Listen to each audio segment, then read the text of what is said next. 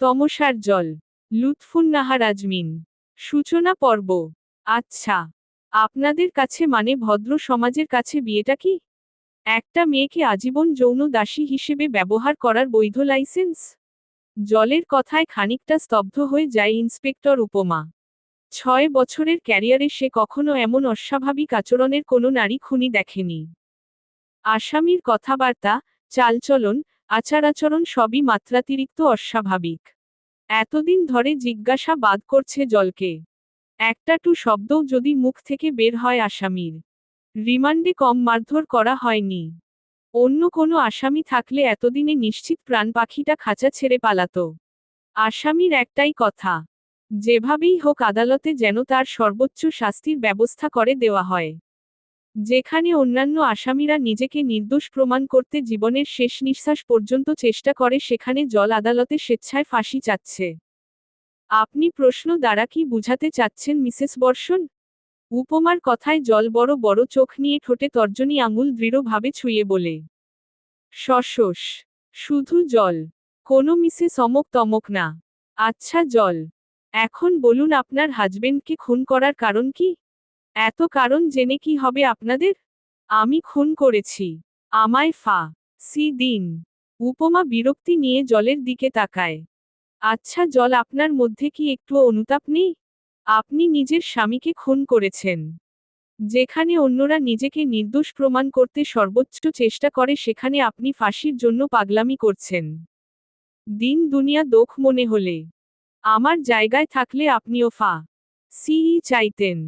তাচ্ছিল্যের হাসি দিয়ে বলে জল।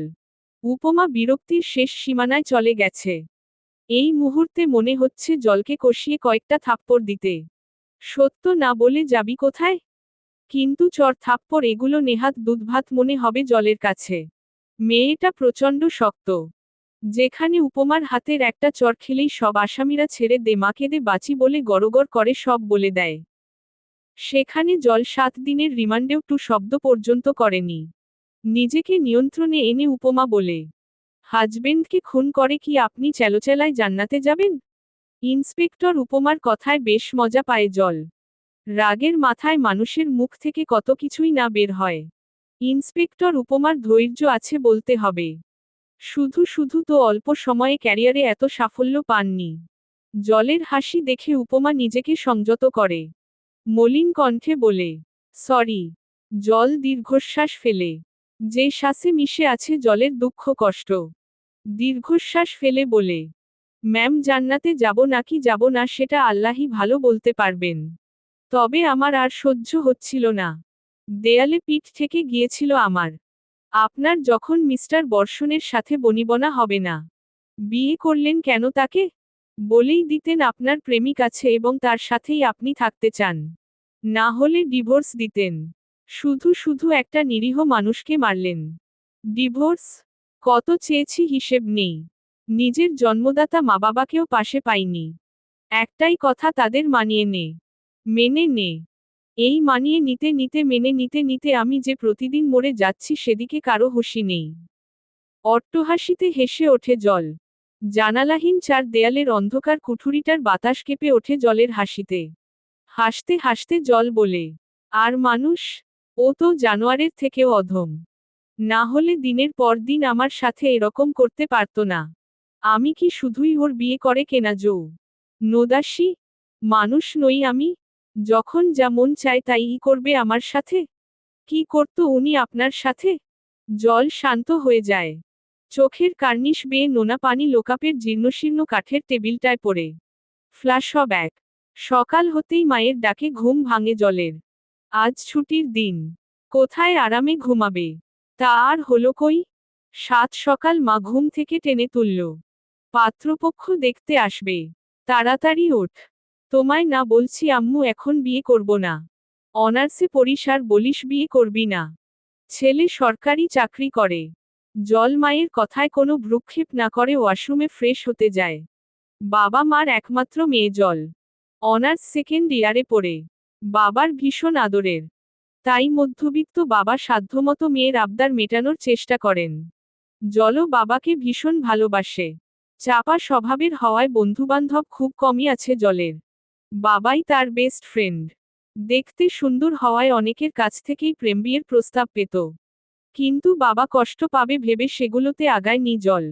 জল দ্রুত গোসল করে বেরিয়ে আসে। নভেম্বরের শেষের দিক। হালকা হালকা ঠান্ডা পড়েছে। জল রোদ পোহানোর জন্য ছাদে যায়।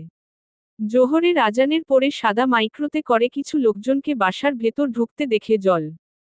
কালো রঙের ফর্মাল ড্রেস পরা একটি ছেলেকে দেখতে পায় জল। ছাদের রেলিং ঘেঁষে দাঁড়িয়ে থাকায় ছেলেটাও খুব সহজেই জলকে দেখতে পায়। প্রথম দেখাই ছেলেটার জলকে ভালো লেগে যায়। আর ভালো লাগায় স্বাভাবিক।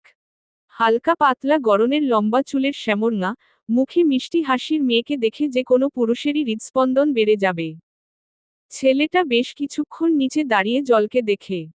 জল লজ্জা পেয়ে ছেলেটার দৃষ্টি সীমানার বাইরে চলে যায়। আদরের ভাইকে স্তব্ধ হয়ে দাঁড়িয়ে থাকতে দেখে বর্ষা এগিয়ে আসে। কিরে, দাঁড়িয়ে আছিস যে? না, এমনি। এমনি নাকি স্বপ্নে দেখা রাজকন্যার খোঁজ পেয়েছ? আপু তুইও না, লাজুক কণ্ঠে বলে বর্ষণ। বর্ষা হেসে দেয়। দুই ভাইবোন হাসতে হাসতে ভেতরে যায়। বেশ ঘটা করেই পাত্রী দেখার আয়োজন করা হয়। জলের মা বিভিন্ন পদের সুস্বাদু খাবার রান্না করেন। পোলাও, গরুর মাংস ভুনা, রোস্ট, ডিমের কোরমা, মুড়িঘণ্ট ইত্যাদি ইত্যাদি। ডেজার্ট আইটেমের মধ্যে ছিল পায়েস, পুডিং, কাস্টার্ড। তিনটাই জলের বানানো। রান্নাবান্নায় অপরিপক্ক হলেও ভিনদেশীয় ডেজার্ট আইটেম বেশ ভালোই বানাতে পারে জল। জল বরাবরই ঘরকুনো মেয়ে। সহজে বের হয় না নিজের ঘর থেকে। পাত্রপক্ষ দেখতে আসায় লজ্জায় আরও জল রুম থেকে বেরোতে পারছে না। এদিকে ক্ষুধায় জলের পেটে ছুঁচো ডাকছে। সকালেও খাওয়া হয়নি জলের সেভাবে।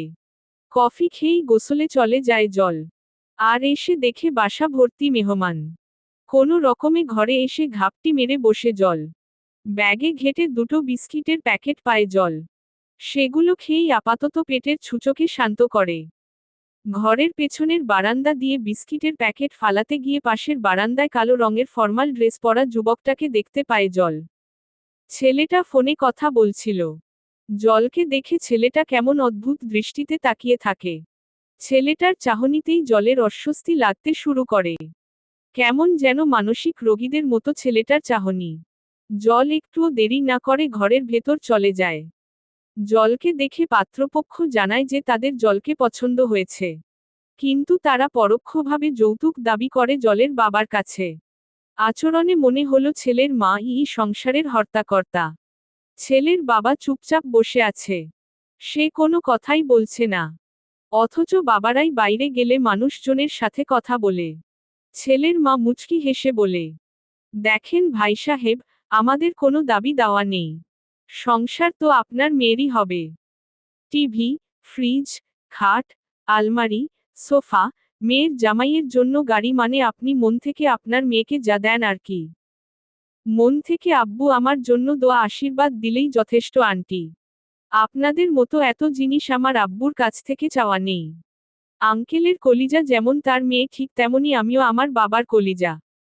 আব্বু আপনাদের আব্বুর কলিজা মানে আমায় দিয়ে দিতে চাইছে সেখানে তারপরও আপনারা ভিখারির মতো এত কিছু চাইতেছেন তাও ইনডাইরেক্টলি।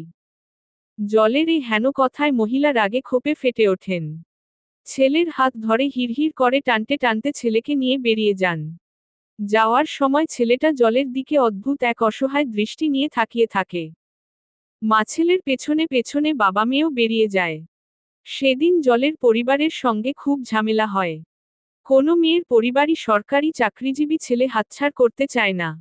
থাকুক তাদের দাবি দেওয়া। সাধ্য মতো জলের বাবা সেগুলো পূরণ করার চেষ্টা করবে। সেদিন রাতে জল অভিমান করে না খেয়েই ঘুমিয়ে যায়। তমসার জল। লুৎফুন্নাহার আজমিন। পর্ব 2। ক্লাসের জন্য বের হচ্ছিল জল। সদর দরজা খুলতেই ছেলেকে দেখে অবাক হয়ে যায় জল। সেদিন এভাবে রেগেমেগে বের হয়ে গেল মহিলা, আজ সকাল সকাল ছেলেকে নিয়ে মহিলা হাজির। অবাক করার মতো ব্যাপার। জল ভদ্রতার খাতিরে মহিলাকে সালাম দেয়। আসসালামু আলাইকুম আন্টি। কেমন আছেন? ওয়ালাইকুম আসো সালাম। ভালো আছি মা। তুমি কেমন আছো? জলকে মা বলে সম্বোধন করাই জলের মনে সন্দেহের সৃষ্টি হয়। মহিলার আচারাচরণ মোটেও সুবিধার লাগছে না জলের। তোমার বাবা কোথায়? জি, আব্বু বাসায় আছেন। কিছু দরকার? হু, জরুরি দরকার। তাহলে দাঁড়িয়ে আছেন কেন? ভিতরে আসুন। বর্ষণ আর ওর মা ভেতরে ঢোকে। জলের মাকে ডাক দেয়। জলের মা এলে জল ক্লাসের উদ্দেশ্যে বের হতে নিলে পেছনে থেকে মহিলা বলেন, কোথায় যাও? ক্যাম্পাসে আন্টি। ক্লাস আছে তো। খুব ইম্পর্টেন্ট ক্লাস? জি আন্টি। আচ্ছা তাহলে যাও। সাবধানে যেও। জল কিছু না বলে বেরিয়ে যায়। মা জলের বাবাকে ঘর থেকে ডেকে দিয়ে রান্নাঘরে যান নাস্তা বানানোর জন্য। জলের বাবা বর্ষণের মা আর বর্ষণকে বসার অনুরোধ করেন। আমি আন্তরিকভাবে দুঃখিত সেদিন আমার মেয়ের ব্যবহারের জন্য। না না, ঠিক আছে। ও তো ভুল কিছু বলেনি। জলের বাবার কথার জবাবে বলেন বর্ষণের মা। জলের মা নাস্তা নিয়ে আসেন। বর্ষণের মা জলের মাকে বসার অনুরোধ করেন। আপা বসুন, কথা আছে। জলের মা জলের বাবার পাশে বসেন। সেদিন একটু ভুল বোঝাবুঝির জন্য আমরা সাধারণ কথায় ক্ষিপ্ত হয়ে বেরিয়ে গিয়েছি। প্রথমেই তার জন্য আন্তরিকভাবে ক্ষমা চাচ্ছি। মহিলার আকস্মিক কথার মানে খুঁজে পায় না জলের বাবা মা। বর্ষণের মা কিঞ্চিৎ হাসেন। আমরা এতদিন ভেবে দেখলাম যে আপনাদের মেয়েই আমার ছেলের জন্য যোগ্য। তাই আমরা সরাসরি বিয়ের প্রস্তাব নিয়ে এসেছি। জলের বাবা মা কি বলবে ভেবে পান না। অবাক দৃষ্টিতে একে অপরের দিকে তাকান। মহিলা আবার হেসে বলেন, ভাইজান আমাদের কোনো দাবি দেওয়া নেই। আপনারা আপনাদের মেয়েকে দিলেই আমরা ধন্য হব। আপনি কি ভেবে চিনতে বলছেন? জলের বাবা প্রশ্ন ছুড়ে মারে।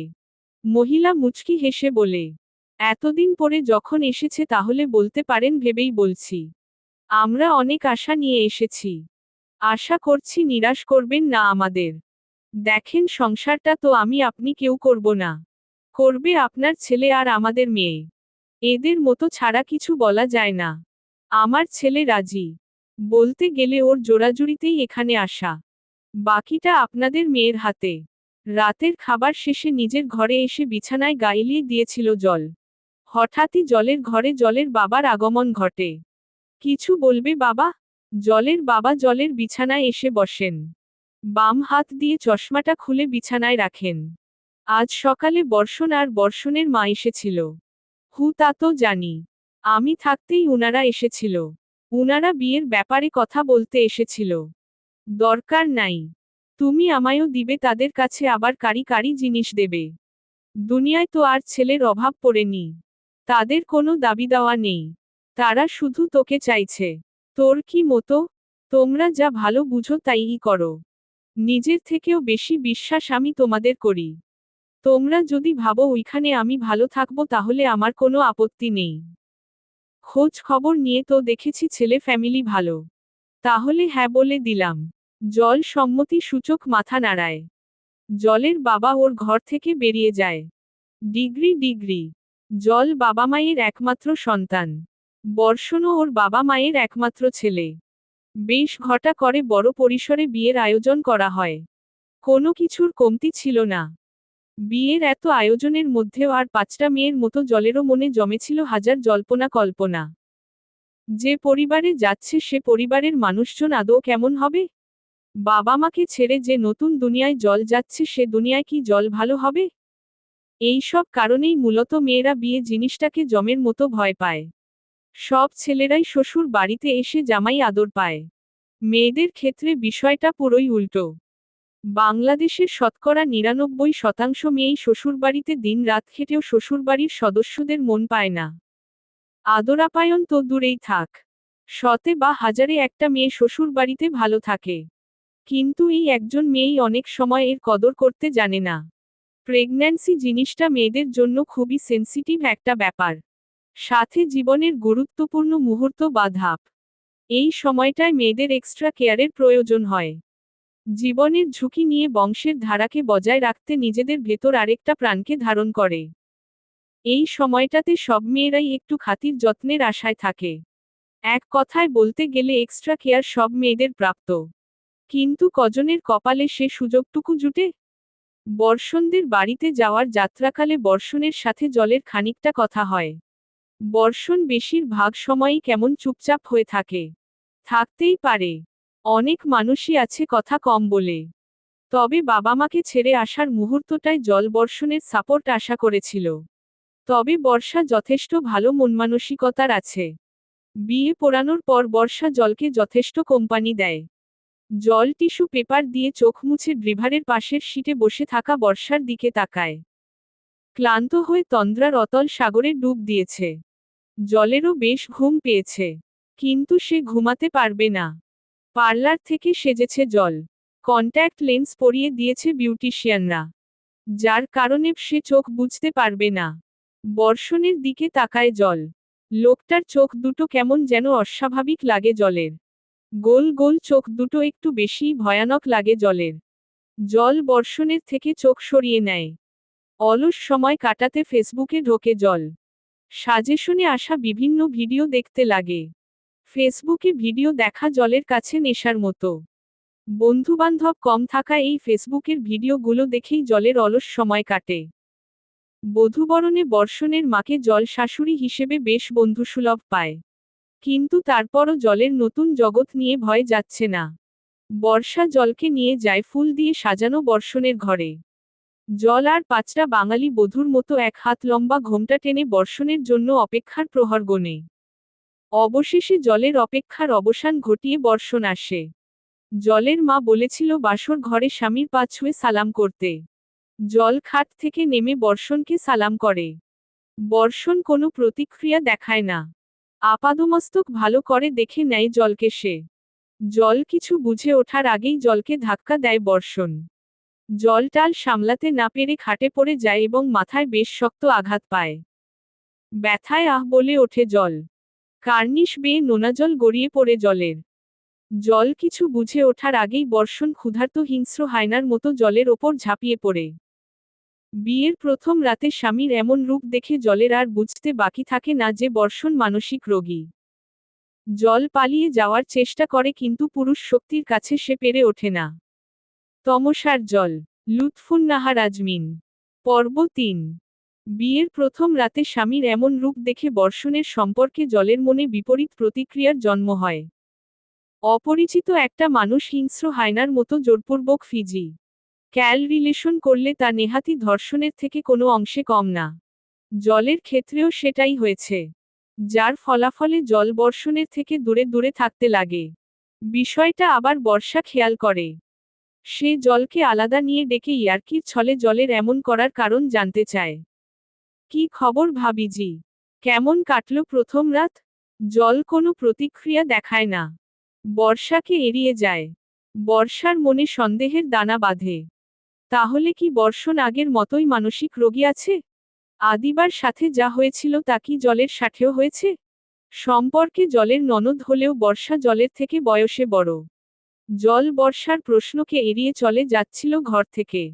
তৎক্ষণাৎ বর্ষা পেছনে থেকে জলের হাত ধরে। তুমি আমায় বলবে না? বোনের থেকে লুকাবে? জল কিচ্ছু বলে না। ওর দৃষ্টিসীমানা ঘোলাটে হয়ে আসছে। বর্ষা জলের দিকে তাকিয়ে দেখে জল কাঁদছে। জল কি হয়েছে? বলো আমায়। ক ক কিছু না। কিছু তো হয়েছেই। না হলে জলের চোখে জল কেন?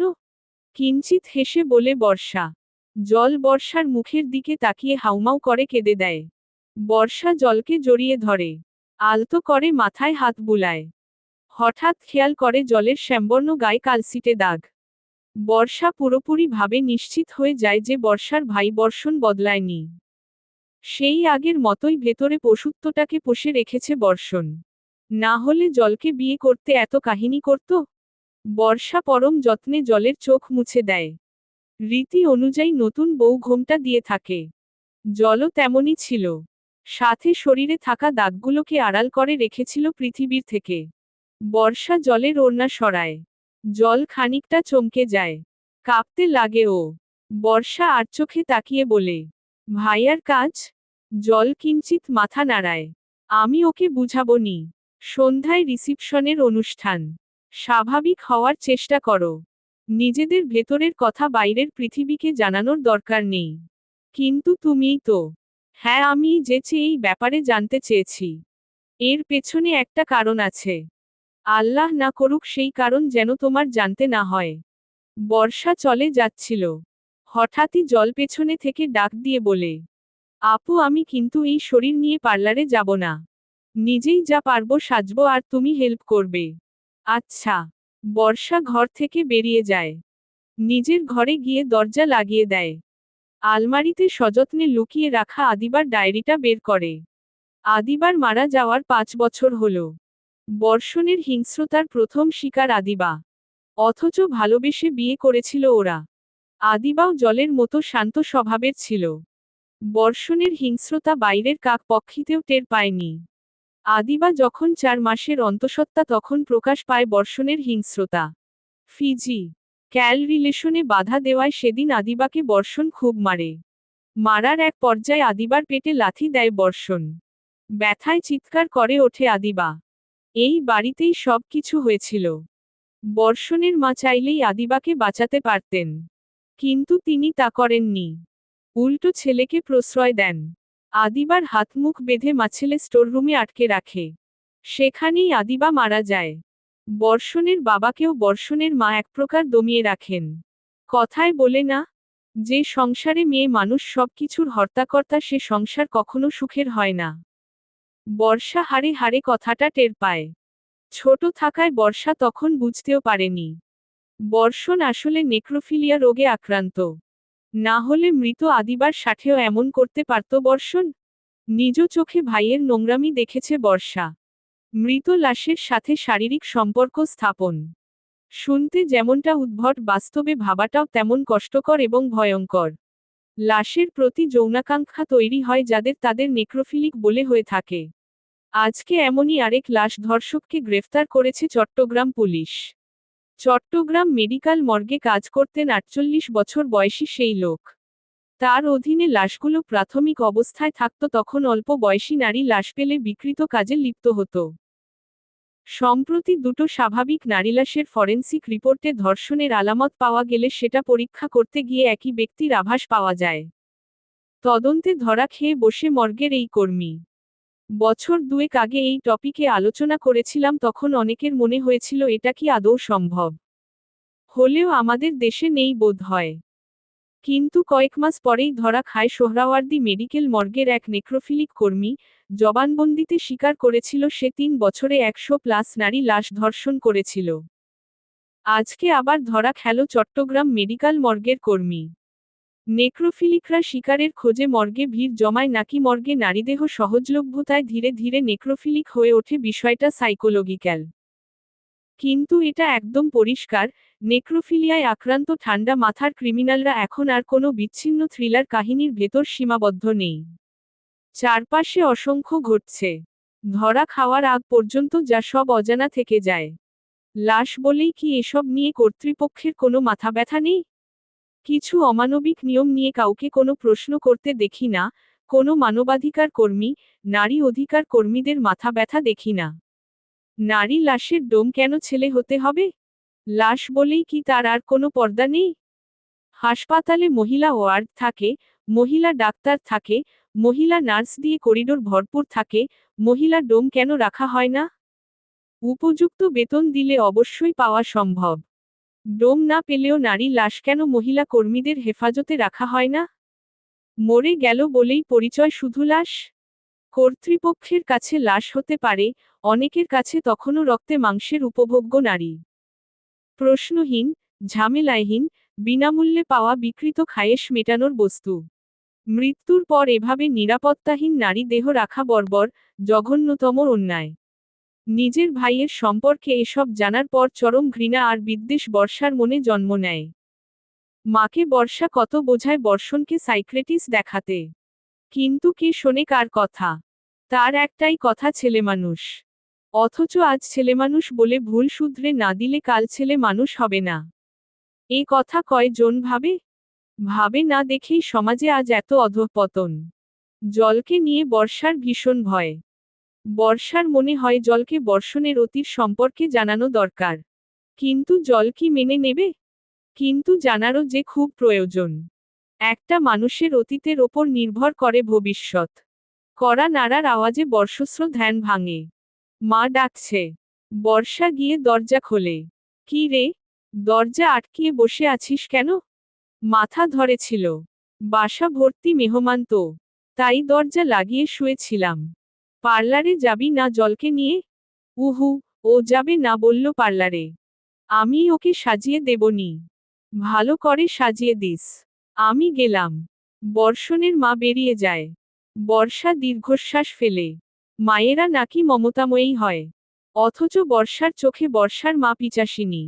মা নামের কলঙ্ক। তমসার জল। লুৎফুন্নাহার আজমিন। পর্ব 4।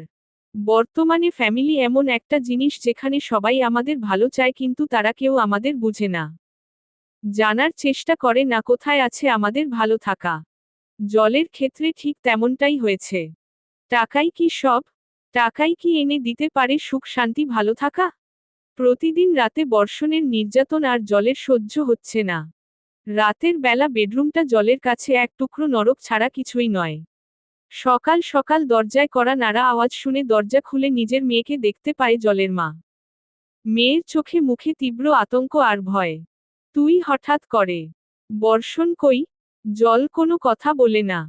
নিজের ঘরে গিয়ে ঠাস করে দরজা লাগিয়ে দেয়। মেয়ের এমন অস্বাভাবিক আচরণে চিন্তিত হয়ে পড়েন জলের মা। হঠাৎ করে কি এমন হলো জলের? কেনই বা এমন অস্বাভাবিক আচরণ করছে? মেয়ের ঘরের দরজায় কড়া নাড়তে থাকেন জলের মা। জলের বাবা ডায়াবেটিসের রোগী। সকালে হাঁটতে গেছেন। শ্বশুর বাড়ি থেকে এসে এভাবে ঘরে ঢুকে মেয়ের দরজা লাগিয়ে দেওয়াটাকে স্বাভাবিকভাবে নিতে পারে না জলের মা। দরজায় কড়া নাড়তে থাকেন। কিন্তু জল দরজা খোলে না। অনেকক্ষণ কড়া নাড়ার পর দরজা খোলে জল। কান্না করায় চোখ মুখ ফুলে গেছে। বর্ষণের কাছে কিছু হয়েছে তোর? জল নাক টেনে বলে। ভেতরে এসো। জলের মা ঘরের ভেতরে ঢোকে। জল ঘরের জানালা সব লাগিয়ে দেয়। কাপড় দিয়ে আড়াল করে রাখা শরীরে নির্যাতনের কালো দাগগুলো উন্মুক্ত করে মায়ের সামনে। শ্যামবর্ণ গায়ে অসংখ্য দাগ। পেটের বাপাশটায় অসংখ্য সিগারেটের রা দাগ। ডান পাশটায় বিরাট আছড়ের দাগে রক্ত জমাট বেঁধে কালো হয়ে আছে। এরপরও আমায় জিজ্ঞেস করবে আমি কেন কাঁদছি? জলের মা উঠে জলকে কষিয়ে চর মারেন। চর খেয়ে জল মায়ের দিকে অশ্রুসিক্ত চোখে তাকায়। লজ্জা করে না মাকে এসব দেখাতে? এই শিক্ষা দিয়েছি তোকে? নির্লজ্জ কোথাকার। মায়ের কাছে নিজের ওপর চলা নির্যাতনে কথা জানানো লজ্জার কথা তা জলের জানা ছিল না। তুমি কি চাও আম্মু তোমার মেয়ে কি মরে যাক? অশ্রুসিক্ত নয়নে মায়ের দিকে প্রশ্ন ছুড়ে মারে জল। জলের মা কড়া গলায় বলেন, নিজেদের মধ্যকার ঘটনা যে মেয়ে সমাজকে বলিয়ে বেড়ায় তার মরে যাওয়াই শ্রেয়। জল তাচ্ছিল্যের হাসি দেয়। ট্রাস্ট মি আম্মু। তত্ত্বহত্যা যদি মহাপাপ না হতো তাহলে আমার লাশই আসতো, আমি আসতাম না। জলের মা তীব্র ঘৃণা নিয়ে মেয়ের থেকে মুখ ফিরিয়ে নেন। জলের মা বেরিয়ে যায়। যাওয়ার আগে মেয়ে কড়া করে বলে দেন যেন এগুলো কাক পক্ষীতেও টের না পায়। মেয়ে হয়ে জন্মিয়েছ মানিয়ে নিতে শিখো। জলের মায়ের যাওয়ার পানে দিকে তাকিয়ে দীর্ঘশ্বাস ফেলে সাদা কাপড় দিয়ে ঢেকে রাখা ড্রেসিং টেবিলটার সামনে যায় জল। কাপড়টা সরিয়ে দেখে আয়নাটা ঝাপসা। বেশ মোটা স্তরের ধুলো পড়েছে। হাত দিয়ে আয়নাটা পরিষ্কার করে কামিজ তুলে পেটে সিগারেটের ছ্যাঁকাগুলোকে আয়নায় দেখতে লাগে। দগদগে ঘা হয়ে রয়েছে। একটা মানুষ এতটা হিংস্র হয় কিভাবে? স্ত্রী কি শুধুই ভোগের বস্তু? সে মানুষ নয়? পুরুষ জাতটা কি অদ্ভুত! এই জাতের কাছেই নারী সবচেয়ে বেশি সুরক্ষিত, আবার এই জাতের কাছেই নারী সবচেয়ে বেশি নির্যাতিত। বিয়ের আগে এই জাতটার প্রতি জলের মনে অনেক শ্রদ্ধা ছিল। অথচ আজ এই জাতটার প্রতিই জলের তীব্র ঘৃণা। বিয়ের আগে জলের বাবা জলকে আগলে রেখে এখন যে এক জানোয়ারের হাতে তুলে দিয়েছে তা কি আদৌ জলের বাবা জানতে পারবে? 4টা মাসে জলের পুরো জীবনটাই বদলে গেছে। দিনে বর্ষণ আর 5টা স্বাভাবিক মানুষের মতোই থাকে।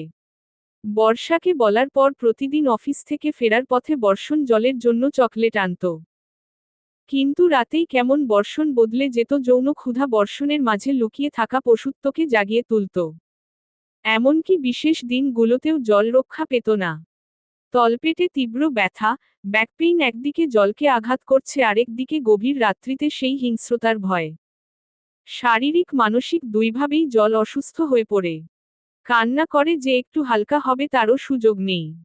বলতে মানা, কাঁদতে মানা, সবকিছুতে নানা। এত না এর সমাধান একবারে শুরুতে করলেই তো হতো। মেয়েদের পৃথিবীতে জন্মাতে মানা। বিকালেই জলের মা বর্ষণকে ফোন করে বুঝিয়ে দেন জলকে বর্ষণের হাতে। জলের বাবা জলের হঠাৎ আসার কারণ জানতে চাইলে জলের মা ছোটখাটো ঝগড়ারও কথা বলেন। বর্ষণ অফিস থেকে এসে যখন জলের মা বাবার সাথে হাসিমুখে কথা বলছিল তখন জলের মনেই হচ্ছিল না যে এই মানুষটা রাতেই হিংস্র হয়ে উঠবে। জলকে নিয়ে যাওয়ার সময় বর্ষণ যখন জলের হাত ধরেছিল তখন জল একরাশ তীব্র বিরতি নিয়ে বর্ষণের হাতের দিকে তাকায়। অথচ এই তাকানোতে থাকার কথা ছিল আস্থা আর ভালোবাসা। শ্বশুরবাড়িতে ঢুকতেই শাশুড়ির কুরুচিপূর্ণ প্রশ্নের সম্মুখীন হয় জল। ভোর রাতে কোথায় হাওয়া হয়ে গিয়েছিলে? কোনো ছেলের সাথে সম্পর্কে আছো নাকি? জলের শাশুড়ি মুখের ওপর বলে দিতে ইচ্ছে করছিল, নিজের ছেলেকে আগে ঠিক করুন। তারপরে না হয় অন্যের দিকে আঙুল তুলবেন। জলটু শব্দ পর্যন্ত না করে ঘরে চলে যায়। বর্ষণও পেছনে পেছনে যেতে নিচ্ছিল হঠাৎ ওর মা পেছনে থেকে বলে, বাবু শোন। হ্যাঁ, বলো মা। বেশি বাড়াবাড়ি করিস না। বাইরে জানাজানি হলে থানা পুলিশ হয়ে যাবে কিন্তু। এর আগে কাজের মেয়েটার সাথে করেছিল। গরিব মানুষ টাকা দিয়ে ম্যানেজ করেছিলাম। মা বিয়ে তো সেজন্যই করিয়েছ যাতে আমি আর বাইরের মেয়েদের সাথে না করি। সত্যি বলতে কি মা, সুন্দর গড়নের মেয়ে দেখলে আমি নিজেকে কন্ট্রোলে রাখতে পারি না। তাই বলে থেমে যায় বর্ষণের মা। খানিকটা সময় পরে বলেন, যা করবি রয় শয়ে করবি। পাড়া প্রতিবেশী জানলে বিপদ। আদিবার লাশটা এখনো বাগানে মাটিতে মিশে আছে। সবগুলোকে মেরে ফেললে কে তোকে মেয়ে দেবে? দুনিয়ার সব মেয়ে তোমার জন্য নয় কিন্তু। বর্ষণ কিছু বলে না, চুপচাপ নিজের ঘরে চলে যায়। ঘরে গিয়ে দেখে জল ড্রেসিং টেবিলের সামনে দাঁড়িয়ে চুল আঁচড়াচ্ছে। বর্ষণ গিয়ে জলের কোমর শক্ত করে জড়িয়ে ধরে। জল বর্ষণের উপস্থিতি বুঝতে পেরে বর্ষণকে তীব্র বিরক্তি আর ঘৃণা নিয়ে দূরে ঠেলে দেয়। প্লিজ আমার কাছে আসবে না তুমি, মিনতি করে বলে জল। বর্ষণের তাতে কোনো ভ্রুক্ষেপই নেই। সে নেশালো চোখে জলের দিকে তাকায়। দুজনের চোখাচোখি হতেই জল তীব্র ঘৃণা নিয়ে বর্ষণের চোখ থেকে নিজের চোখ সরিয়ে নেয়। বর্ষণ জলের ঠোঁট মুখ চেপে ধরে। জল ব্যথায় কুকড়ে ওঠে। খুব সাহস হয়েছে না? ভোর রাত্রিতে একা একা বাপের বাড়ি চলে গিয়েছ। বাপের বাড়ির আশা বাদ দাও। তোমায় বিয়ে করেছি। আমার কথাই তোমায় চলতে হবে। জল কষিয়ে চর মারে বর্ষণকে। বিয়ে? বিয়ের মানে জানো তুমি আদৌ? একটা মেয়েকে বিয়ে করে পার্মানেন্ট আর লিগালি যৌন দাসী হিসেবে পেয়ে গেছ। That's it. সে কি মানুষ না? কখনো কি জানতে চেয়েছো আমি কি চাই? প্রথম দিন থেকে নিজের চাহিদাটাকেই তুমি প্রাধান্য দিয়ে আসছো। সারাদিন তোমার মায়ের ফাইফরমাস খেটেও আমি তার চোখে সারাদিন শুয়ে বসে থাকি। শরীর খারাপ হলে বিশ্রামের সুযোগটুকু পাই না আমি। না দিনে না রাতে। দিনে মায়ের ফাইফরমাস খেটে কথা শুনবো আর রাতে ছেলের চাহিদা। বাপের বাড়ি গেলাম ভেবেছিলাম বাবা মাকে পাশে পাবো। কিন্তু সে আর ভাগ্যে কই। মায়ের কথা মেনে নাও মানিয়ে নাও। আর বাবা জানতেই পারল না তার মেয়েটা প্রতিদিন একটু একটু করে মারা যাচ্ছে। কথাগুলো এক নিঃশ্বাসে বলে জল কান্নায় ভেঙে পড়ে।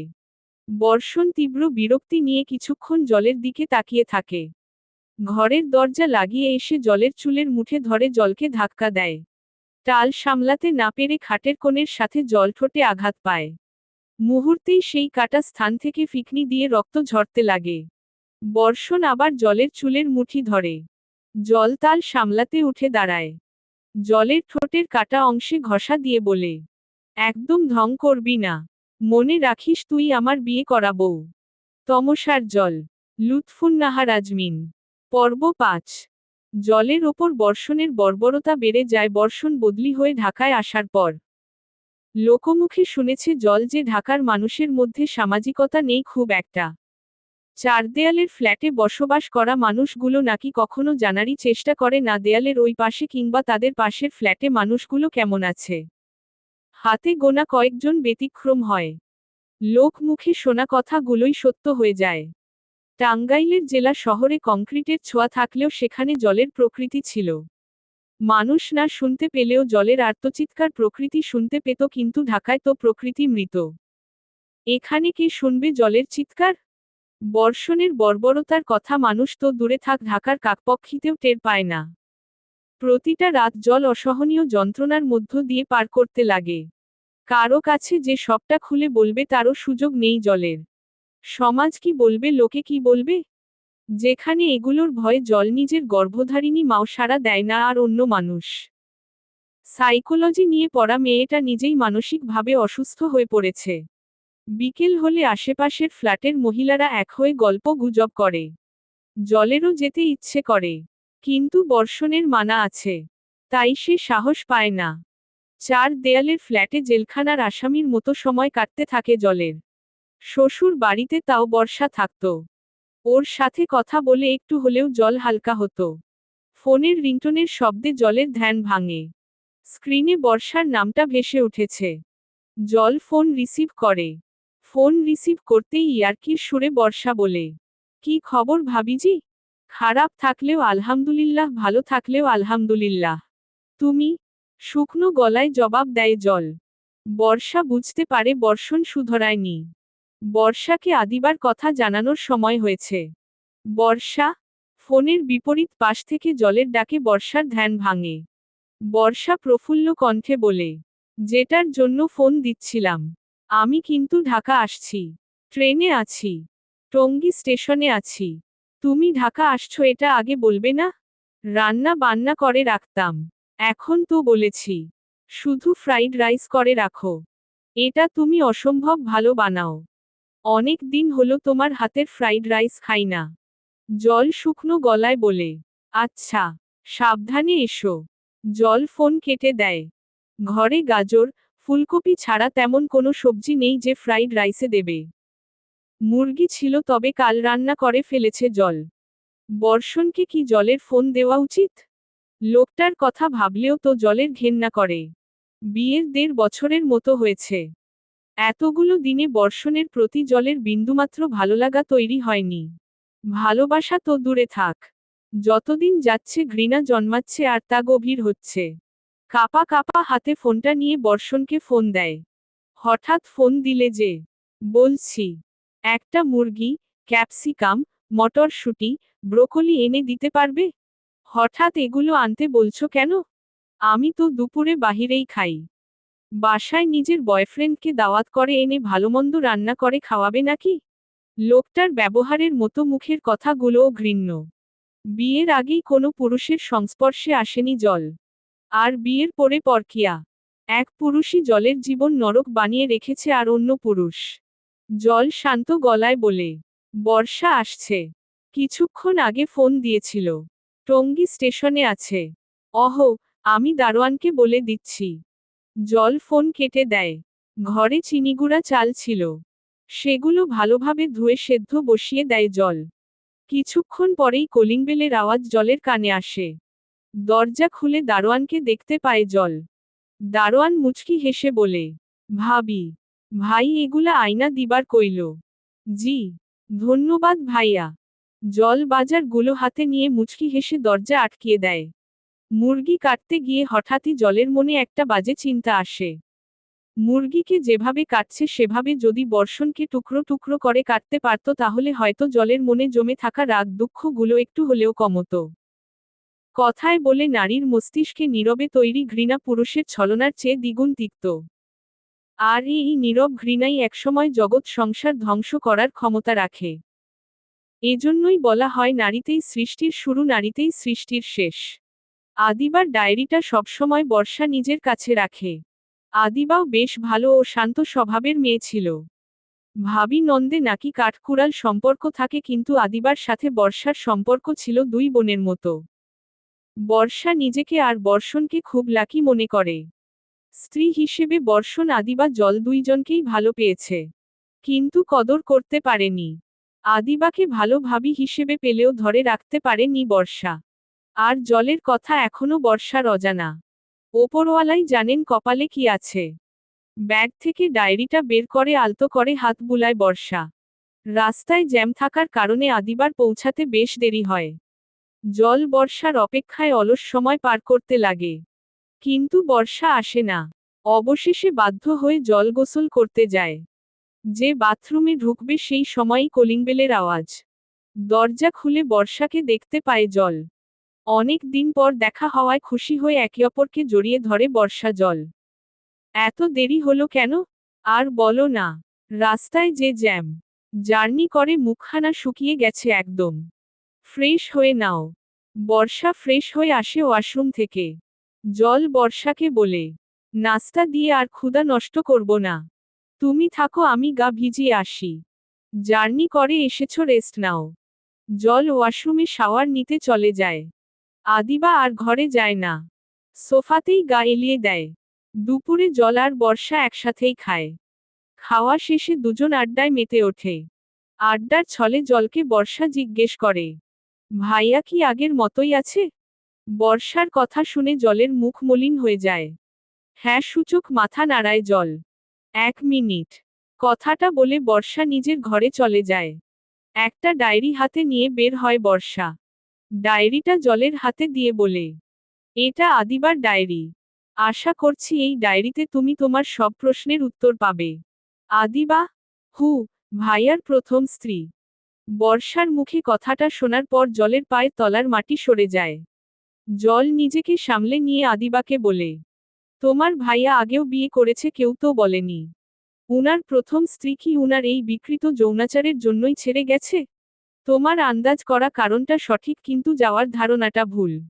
খুন হয়েছে আদিবা। আর খুনি সং আমার মায়ের পেটের ভাই আর আমারই গর্ভধারিণী মা। ছোট থাকায় বুঝতে পারিনি, কিন্তু বড় হওয়ার পর বুঝেছি আমার ভাই নেক্রোফিলিয়ায় আক্রান্ত। সাইকোলজির স্টুডেন্ট হওয়ায় আশা করছি তুমি বুঝতে পারবে। নেক্রোফিলিয়া অর্থাৎ লাশের সাথে শারীরিক সম্পর্ক স্থাপন। হু, আদিবা মারা যাওয়ার পর আদিবার লাশের সাথেও ভাইয়া সঙ্গম করেছে। থানা পুলিশ হয়নি? মানুষ জানলে তো। আদিবার শরীর পচন না ধরা পর্যন্ত আমাদের স্টোরুমে ছিল আদিবার লাশ। ভাইয়া যখন মন চাইতো আদিবার লাশের সাথে। থেমে যায় বর্ষা। মাভাইয়ের প্রতি তীব্র ঘেন্না নিয়ে চোখ বন্ধ করে বর্ষা। একটা সময় তো লাশের দুর্গন্ধ ছড়ায়। তখন এর সৎকার করার প্রয়োজন পড়ে। কি হয়েছিল আদিবার লাশের? বাগানে মাটিচাপা দিয়েছিল আম্মু ভাইয়া। শুধু আদিবা না, ভাইয়ার লালসার শিকার হয়েছে আমাদের বাসার ছোট্ট কাজের মেয়েটিও। টাকা দিয়ে আম্মু ভাইয়া বিষয়টাকে ধামাচাপা দেয়। একটা মানুষ কি রকম খারাপ হতে পারে তা হয়তো বর্ষণকে না দেখলে জলের জানাই হতো না। বাইরে থেকে আর 5টা স্বাভাবিক মানুষ, কিন্তু ভেতরে ভেতরে বদ্ধ উন্মাদ। বিকৃত উন্মাদ। আর এই উন্মাদনার শিকার হয় নিরীহ মেয়েরা। এই উন্মাদনার শেষ কোথায়? নাকি এর কোনো শেষ নেই? তমসার জল। লুৎফুন্নাহার আজমিন। পর্ব 6। Breaking news. টিএসসিতে এক নারীকে বেপরোয়া একটি প্রাইভেট কার ধাক্কা দেয়। দেয়ার পর সেই নারী গাড়ির নিচে পড়ে যায়, আটকে থাকে গাড়ির সাথে। গাড়ির চালক তাকে পিষতে পিষতে নীলক্ষেত পর্যন্ত নিয়ে গেছে। এই পুরো সময়টুকু তাকে ধাওয়া করেও থামানো যায়নি। পুরো রাস্তা সেই নারীর শরীরের অংশ রক্তে ছেয়ে আছে। খুনি গাড়ির চালক ঢাকা বিশ্ববিদ্যালয়ের আন্তর্জাতিক সম্পর্ক বিভাগের সাবেক শিক্ষক আজহার জাফর শাহ। 2 ডিসেম্বর 2022। ফেসবুকে ঘটনাটার ভিডিও দেখেছিল জল। কি ভয়ঙ্কর সেই দৃশ্য! দেশটা অমানুষে ভরে গেছে। দেশের আনাচে কানাচে বর্ষণের মতো মানুষরূপী কত যে অমানুষ লুকিয়ে আছে তা ওপরওয়ালাই জানেন। প্রত্যক্ষদর্শীদের থেকে জানা গেছে গাড়িটি প্রথমে একটি মোটরসাইকেলের পিছনে ধাক্কা দিয়েছিল, পরে মোটরসাইকেল থেকে মহিলাটি যখন পড়ে গিয়েছিল তখন পাবলিকে হাত থেকে বাঁচতে ঘাতক গাড়ির চালক জোরে গাড়ি চালিয়েছিল। সে জানতো না মহিলাটি উনার গাড়ির নিচেই পড়ে আছে। সংবাদ পাঠিকার থেকে শোনা তথ্যে জলের মন চাচ্ছে গাড়ি চালককে ঠিক ওভাবে টেনে হিঁচড়ে মারতে। একটা গাড়ির নিচে একটা ইট পড়লেও গাড়ি যে চালায় তার জানার কথা। কিন্তু একটা জলজ্যান্ত মানুষ গাড়ির নিচে, অথচ উনি জানল না। এটা আসলে মানা যায় না। ডাহা মিথ্যে এক কথায়। ইচ্ছাকৃতভাবে বাসার দেয়ালে হাতটা উল্টো করে রেখে জোরে 2টা ঘষা দিলেই সাথে সাথে চামড়া ছিলে ফোঁটা ফোঁটা রক্তবিন্দু জমে যায়। জি মাত্র 2 টানে। কোথায় সেন্ট্রাল মসজিদ, কোথায় নীলক্ষেত? একটা জলজ্যান্ত মানুষকে টেনে হিঁচড়ে এতটা পথ নিয়ে যেতে যেতে মহিলাটা কত কষ্ট পেয়ে মারা গেছে রে ভাই, কত কষ্ট পেয়ে মারা গেছে ভাবা যায়? দেশটা আসলেই জানোয়ারে ভরে গেছে। হায়রে সোনার বাংলা। দীর্ঘশ্বাস ফেলে জল। একটা ঘটনার রেশ কাটতে না কাটতেই আরেকটা ঘটনা। এই তো কয়েকদিন আগেই ভাড়াটিয়ার হাতে খুন ছোট আয়াত। কতই না মায়াভরা মুখ তার। খুনির কি একটুও হাত কাঁপেনি এই ছোট্ট প্রাণটাকে মারতে। অপহরণকারী এক তরুণ যার নাম আবির তাকে হত্যার পর লাশ কেটে 6 টুকরা করে সাগরে ভাসিয়ে দিয়েছেন। কি সাংঘাতিক! অথচ আবিরের পরিবার শিশু আয়াতের বাসায় ভাড়া থাকে। সোশ্যাল মিডিয়া খবরের কাগজ সবখানে আয়াতের নিখোঁজের সংবাদ প্রচারিত হয়। পিবিআইয়ের থেকে জানা যায়, খুনি আবির আলী প্রাথমিক জিজ্ঞাসাবাদে বলেছেন, 6-7 লাখ টাকা মুক্তিপণ আদায়ের জন্য শিশু আয়াতকে অপহরণ করেছিলেন। কিন্তু তার মুঠোফোনের সিম কাজ না করায় মুক্তিপণের জন্য শিশুটির পরিবারকে কল দিতে পারেননি। নিজে ধরা পড়ে যাবেন, এই ভয়ে শিশুটিকে কেটে 6 টুকরা করেন। পরে তা সাগরে ভাসিয়ে দেন। খুনি আবির আরও বলে, সত্যিকারের অপরাধের ঘটনা নিয়ে তৈরি টিভি ধারাবাহিক ক্রাইম পেট্রোল দেখে তিনি এমন পরিকল্পনা করেছিলেন। পিবিআই আরও বলেন, আবির যে দোকান থেকে দা ছুরি কিনেছিলেন, সেই দোকানদার তাকে শনাক্ত করেন। এছাড়া সিসিটিভির ফুটেজ দেখে তাকে শনাক্ত করা হয়। মো. হাসিব নামের আবিরকে সহায়তাকারী এক দোকানদারকে আটক করা হয়েছে। আবিরের বাবা ভ্যানচালক এবং তার মা পোশাক কারখানার শ্রমিক। আবির বেকার। শিশু আয়াতকে অপহরণ করে তার পরিবারের কাছ থেকে মুক্তিপণ আদায়ের পরিকল্পনা ছিল তার। আয়াতের খণ্ডিত মাথা পিবিআই উদ্ধার করেছে। শিশুটির চুলে নাকি তখনও ওই ক্লিপটা অক্ষত ছিল যেটা তার বাবা তাকে পরিয়ে দিয়েছিল। জলেরও ভয় করে কবে জল খুন হয়ে যায় আদিবার মতো। বর্ষার মুখে বর্ষণ ও তার মায়ের কীর্তিকলাপ শুনে বর্ষণের প্রতি ঘৃণা বিদ্বেষ আরও গভীর হয়েছে। তাও একবার শেষ চেষ্টা করে দেখবে জল। মানিয়ে নেওয়া মেনে নেওয়ার। মা বলেছে মেনে নিতে মানিয়ে নিতে না হলে সমাজে মুখ দেখাবে কি করে? সেদিনের পর জল আর বাপের বাড়ি যায়নি, মাকেও ফোন দেয়নি। বাবা ফোন দিয়েছিল, মায়ের কথা মতো স্বাভাবিকভাবেই কথা বলেছে জল। হাজার হলেও মায়ের আদেশ বলে কথা। ডায়েরিটা অনাদরে ওয়ার্ড্রোবে কাপড়ের ভাঁজের মাঝে পড়ে আছে। কখনো পড়া হয়নি জলের। রাতে বর্ষণের যৌন দাসী হয়ে দিনে আর কিছু করার এনার্জি থাকে না জলের। সকালে বর্ষণ নাস্তা করে অফিসে গেলে নতুন করে ধরে প্রাণ ফিরে পায় জল। জল যে কখনো দরকার ছাড়া বর্ষণের সাথে কথা বলতে যায়নি। যেহেতু মানিয়ে নিতে হবে মেনে নিতে হবে, তাই মনের বিরুদ্ধে গিয়ে হলেও বর্ষণের সাথে কথা বলতে হবে জলের। দুপুর 2টোর মতো বাজে এখন। লাঞ্চের ব্রেক চলছে। বর্ষণকে এখন ফোন দিলে মন্দ হবে না। যেই ভাবনা সেই কাজ। জল বর্ষণকে ফোন দেয়। হঠাৎ ফোন দিলে যে? এমনি। আচ্ছা তাহলে রাখছি। শুনো না। হু বলো। আজকে একটু তাড়াতাড়ি আসবে? জলের কথার জবাবে বর্ষণ কিছু বলে না। বেশ কিছুক্ষণ পরে জলকে বলে, আমি পরে ফোন দিচ্ছি। জলকে কিছু বলার সুযোগ না দিয়েই বর্ষণ ফোন কেটে দেয়। জলের ভয় বাড়তে থাকে। আজ রাতে না জানি জলের কপালে কি আছে। কিছুক্ষণ পরেই বর্ষণ কল ব্যাক করে। সাথে সাথে জল কল রিসিভ করে। তাড়াতাড়ি আসতে বললে কেন? তোমার আচারাচরণে তো বোঝা যায় আমি দূরে থাকলেই তুমি বাঁচো। সারা জীবন তো থাকতে হবে তোমার সাথে। মেনে নিতে হবে তোমায় আমার। যাক সুমতি এসেছে তোমার। কেন তাড়াতাড়ি আসতে হবে বললে না তো? ঘুরতে যেতাম। বিয়ের এতদিন হয়ে গেল কখনো তো ঘোরা হয়নি তোমার সাথে। কাছেই তো ধানমন্ডি লেক। রাত্রি বেলা তোমার সাথে হাঁটতাম লেকের ধার দিয়ে। ঘুরতে যাওয়ার কথা বলতেই বর্ষণ কেমন চেতে যায়। হুংকার দিয়ে ফোন কেটে দেয়। ফোনের বিপরীত পাশ থেকে হাত কেঁপে ওঠে। মেঝেতে পড়ে যায় ফোনটি। ভাঙা ডিসপ্লেতে ভেসে ওঠে জলের পুরনো হাসি মাখা ছবিটি। 28শে এপ্রিল 2017। বর্ষণের সাথে আমার প্রথম দেখা হয় বৃষ্টিভেজা দিনে বাসস্টপে। কাক ভেজা হয়ে ভার্সিটির বাসের জন্য বাসস্টপে অপেক্ষা করছিলাম। ঠিক তখনই আমার পাশে নীল শার্ট পরিহিত একটি তরুণ আসে। 5 ফিট 9 কিংবা 10-এর মতো হবে তরুণটির উচ্চতা। চুল থেকে টপ টপ করে পানি ঝরছিল। জি সেই তরুণটিই বর্ষণ। আমি বরাবরই ঘরকুনো মেয়ে।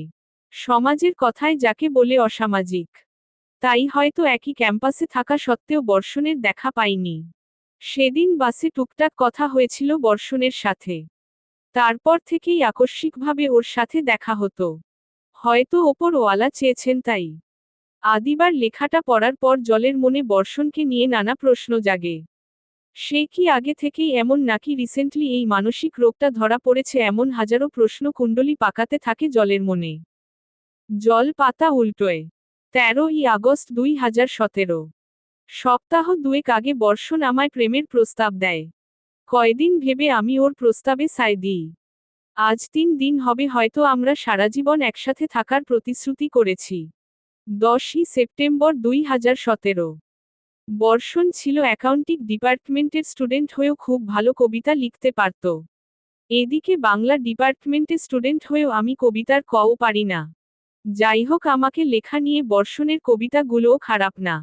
তার মধ্যে একটা কবিতা ছিল, একটা গোলাপ তোমার নামে, পাঠিয়ে দিলাম মনের খামে, তমসার জল। লুৎফুন্নাহার আজমিন। পর্ব 7। ডায়েরির পাতা উল্টে কিছু পাতা জল ছেঁড়া অবস্থায় পায়। তারপরে একটা পাতা উল্টে আদিবার আরেকটা লেখা পায়। লেখাটা কোন দিনে লেখা অর্থাৎ তারিখ দেওয়া নেই। তবে লেখাটা খুব সুন্দর। জলের আদিবার লেখাটা খুব ভালো লাগে। জীবনের খারাপ মুহূর্তগুলো বালিতে বা মাটিতে লিখে রাখতে হয়, যাতে সময়ের সাথে সেগুলো হারিয়ে যায়। আর সুন্দর মুহূর্তগুলো পাথরে, যাতে সেগুলো সারাজীবন অক্ষত থাকে। শহুরে জীবনে মাটি, বালির খুব অভাব। স্বভাববশ ডায়েরির পাতায় লিখে রেখেছিলাম, তাই ছিঁড়ে ফেললাম। আদিবার লেখাটা পড়ে জল কেমন যেন কিছু হারিয়ে ফেলার অনুভূতি পায়। ছেঁড়া পাতাগুলা থেকে হয়তো কোনো ক্লু পেত বর্ষণ সম্পর্কে। আদিবা কাজটা একদম ঠিক করেনি। মনে মনে আদিবার ওপর খুব রাগ হয় জলের। আদিবার ওই পাতাগুলো ছিঁড়ে ফেলার জন্যই হয়তো আদিবাকে নির্মমভাবে মরতে হয়েছে। আর জলকে এত পৈশাচিকতা সহ্য করতে হয়েছে। 14ই এপ্রিল 2018। রিলেশনের 8 মাসের মাথায় বিয়ের সিদ্ধান্ত নিয়েছি। ফিজিক্যাল রিলেশনের জন্য বর্ষণের চাপ বাড়তে থাকা এই সিদ্ধান্তটা নেই। যদিও আমি নিশ্চিত না এই সিদ্ধান্তটা আদৌ সঠিক কিনা। তবে বর্ষণকে আমি হারাতে চাই না। হয়তো তাকে না পেলে আমি মরে যাব না। তবে তাকে না পাওয়ার যে একটা আফসোস থাকবে, সে আফসোস আজীবন আমাকে জ্যান্ত লাশ করে রাখবে। আমার পরিবার বর্ষণকে মেনে নেয়নি। পালিয়ে বিয়ে করছি আমরা। বর্ষণের কাছ থেকে শোনা সে নাকি আমাদের রিলেশন সম্পর্কে জানেন। তারপরও ভয় কাজ করছে, উনি যদি না মেনে নেন। 24শে মে 2018। দাম্পত্য জীবনের 1 মাস হলো। বর্ষণ অনেকটা চেঞ্জ হয়ে গিয়েছিল। ভেবেছিলাম বিয়ের পরে ঠিক হয়ে যাবে, কিন্তু না, হয়নি। মানুষটা কেমন যেন হিংস্র প্রকৃতির হয়ে গেছে। শারীরিক চাহিদা ছাড়া আমার প্রতি কোনো আকর্ষণ দেখি না তার। 28শে মে 2018। আজ আমার জন্মদিন। বাবা মাকে ছাড়া জীবনে প্রথম কোনো জন্মদিন এসেছে। ভেবেছিলাম বর্ষণ বাবা মায়ের শূন্যতাকে কাটিয়ে দেওয়ার চেষ্টা করবে, কিন্তু সেদিকে তার কোনো ধ্যান জ্ঞানই নেই। বার্থডে গিফট হিসেবে একটা কুড়িয়ে আনা ফুল দিলেও হতো। প্রতিটা মেয়েই তার স্বামীর কাছ থেকে বিশেষ দিনগুলোতে কিছু না কিছু তো আশা করেই। আর ভাল্লাগলছে না জলের। দীর্ঘশ্বাস নিয়ে জল ডায়েরিটা বন্ধ করে। সপ্তাহ খানেকের মতো হলো জলের শ্বশুর অর্থাৎ বর্ষণের বাবা মারা গেছেন। প্যারালাইজড হয়ে দীর্ঘদিন শয্যাশায়ী ছিলেন। বর্ষণের কারণেই বলে এমনটা হয়েছিল। জলকে দেখে এসে বর্ষণ জলকে বিয়ে করার জন্য প্রচণ্ড ঝামেলা করছিল। অফিস শেষে বাসায় যতটুকু সময় থাকত বাকবিতণ্ডা, জিনিস ভাঙচুর করত। একদিন নাকি প্রচণ্ড বাকবিতণ্ডা হয় বর্ষণ আর বর্ষণের মায়ের মধ্যে। জলের শ্বশুর শান্ত স্বভাবের মানুষ ছিলেন। তিনি পরিস্থিতি স্বাভাবিক করতে বর্ষণের মাকে বুঝাতে যান। ঠিক তখনই বর্ষণ রাগের মাথায় নিজের বাবাকে হাতের কাছে থাকা কাঠের ফুলদানি থেকে আঘাত করে। বর্ষণের বাবা নিচে পড়ে যান। বর্ষা গিয়ে বাবাকে ঘরে। মাথায় সামান্য আঘাত পান তিনি। বর্ষা প্রাথমিক চিকিৎসা দেয় তাকে। সেদিন রাতেই বর্ষণের বাবা স্ট্রোক করেন এবং বাম পাশ তার প্যারালাইজড হয়ে যায়। টাঙ্গাইল থাকাকালীন জলি শ্বশুরের যাবতীয় সেবা করত। জলের শাশুড়ি শরীরে এক প্রকার হাওয়া লাগিয়েই ঘুরতেন। স্বামীর ধারে কাছেও যেতেন না। নিজেও এক গ্লাস পানি ভরে খেতেন না। জল ঢাকা আসার পর বর্ষা যতটুকু পারে বাবার সেবা করত। রিশাদ নামের একটা ছেলের সাথে বর্ষার সম্পর্ক আছে। দেখতে শুনতে আচারাচরণ ভালোই ছেলেটার। তবে মধ্যবিত্ত ঘরের ছেলে, তাই জলের শাশুড়ি সেই ছেলেকে মেনে নিতে পারবে না। তিনি সাফ জানিয়ে দিয়েছেন বড়লোক ঘরে মেয়ের বিয়ে দিবেন। বর্ষা জলকে জানিয়েছে, জলের শ্বশুরের কুলখানি হলেই রিশাদের কাছে চলে যাবে বর্ষা। জাহান্নামে সে আর থাকতে চায় না। জল তাতে কোনো মতপ্রকাশ করেনি। শুধু তার একটাই চাওয়া, আদিবার মতো ভুল যেন সে না করে। যদিও হাতের পাঁচটা আঙুল সমান আর সব পুরুষও এক না, তবে এই পুরুষ জাতটাই অদ্ভুত। কোনো পুরুষের কাছে নারী সবচেয়ে বেশি সুরক্ষিত, আবার এই পুরুষের কাছেই নারী সবচেয়ে বেশি নির্যাতিত। ঘড়ির দিকে তাকিয়ে দেখে রাত 9টার মতো বাজে। বর্ষণের আসার সময় হয়ে গেছে। লোকটার এতই দেহের ক্ষুধা যে বাবার মৃত্যুতেও তার কিছু যায় আসে না। এক ফোঁটাও যদি নোনাজল গড়িয়ে পড়ে সেদিন বর্ষণের। পুরো স্বাভাবিক ছিল বর্ষণ যেদিন ওর বাবা মারা যান। এমনকি বাবার লাশকে কবরে নামাতেও বর্ষণের আপত্তি ছিল। নোংরা জিনিস সে স্পর্শ করবে না। পারিবারিক শিক্ষা মানুষদের কতটা অভাব থাকলে সন্তান বাবার লাশকে নোংরা বলে।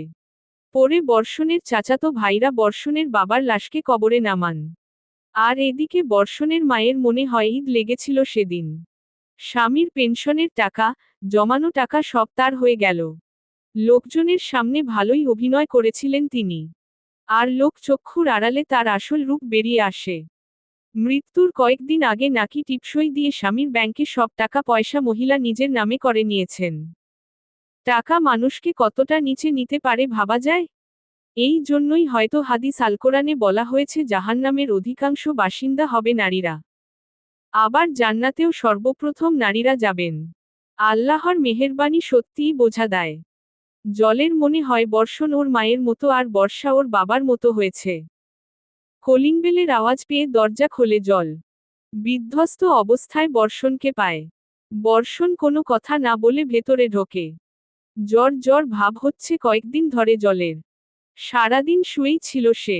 খাবারগুলো কোনো রকমে গরম করে দিয়ে জল সোফাতে গিয়ে শোয়। বর্ষণ ফ্রেশ হয়ে খেতে বসে।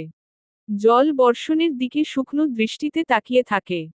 মানুষটাকে মানুষের কাতারেই ফেলে না ইদানিং জল। মানুষ হতো যদি তাহলে এসে গায়ে অন্তত আলতো করে হাত দিয়ে দেখত জলের শরীর ঠিক আছে নাকি। খাওয়ার আগে অন্তত একবার জিজ্ঞেস করত জল খেয়েছে কিনা। নিজেরটাই বুঝে শুধু লোকটা।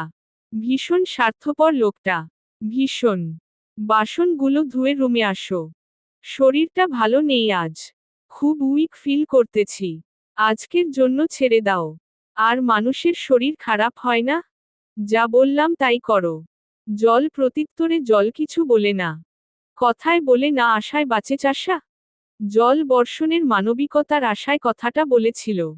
কিন্তু মানুষরূপী পশুর তো কোনো মানবিকতা থাকে না। বিশেষ দিনগুলোতেই ছাড় দেয় না আর সামান্য জ্বর। তাচ্ছিল্যের হাসি হাসে জল। একক উদ্ধৃতি চিহ্ন একক উদ্ধৃতি চিহ্ন। আজ বর্ষণের বাবার কুলখানি হলো। ঢাকা থেকে টাঙ্গাইল এসেছে জল বর্ষণ। ঘরে গিয়ে দেখে বর্ষা জলের শ্বশুরের বিছানায় বাবার ব্যবহৃত শেষ জামা বুকে জড়িয়ে এক ধ্যানে বসে আছে। বাবার মৃত্যুর শোকে বর্ষার মুখ মলিন হয়ে এসেছে। শুকনো মুখ দেখেই বোঝা যাচ্ছে ঠিকমতো খাওয়া দাওয়া করেনি। বর্ষা। জলকে দেখে বর্ষা হাউমাউ করে কেঁদে ওঠে। কাঁদতে কাঁদতে বলে, জানো ভাবি আব্বুর ফতুয়াটায় না এখনো আব্বুর গায়ের গন্ধ আছে। আব্বু এত তাড়াতাড়ি কেন চলে গেল? আব্বু বলছিল যেমনেই হোক সুস্থ হয়ে আমায় রিশাদের হাতে তুলে দিবে। আব্বু তো কথা রাখল না। জল বর্ষাকে জড়িয়ে ধরে মাথায় হাত বুলাতে বুলাতে বলে, কান্না করিও না বর্ষা। মানুষ মরণশীল। আব্বুর হায়াত আল্লাহ এই পর্যন্তই লিখে রেখেছিলেন। সে বলতো না তুমি তার দ্বিতীয় মা? এইভাবে কান্না করো না। তোমায় কাঁদতে দেখলে তার রুহু কষ্ট পাবে।